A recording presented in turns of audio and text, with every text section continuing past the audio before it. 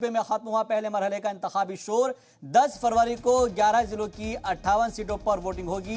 Polling की तैयारियों में जुटा इलेक्शन कमीशन। पहले मरहले में मगरबी उत्तर प्रदेश में वोटिंग होनी है और यूपी में इंतखाब से पहले मरहले के लिए इंतखाबी शोर थम चुका है, जिसके बाद इंतजामिया अपनी तैयारियों में जुट गया है। इससे पहले इंतखाबी तशहीर के आखिरी दिन तमाम सियासी जमातों ने आखिरी ताकत झोंक दी।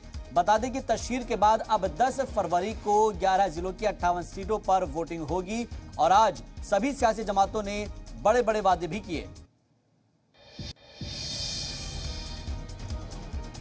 तो पहले मरहले के लिए इंतखाबी शोर आज थम चुका है, क्योंकि तशहीर के लिए 6 बजे तक का वक्त था और उसके बाद से अब जो सियासी शोर है वो थम चुका है। पहले मरहले में जहां पर वोटिंग होनी है वहां पर अब आप चुनावी तशहीर नहीं कर सकेंगे।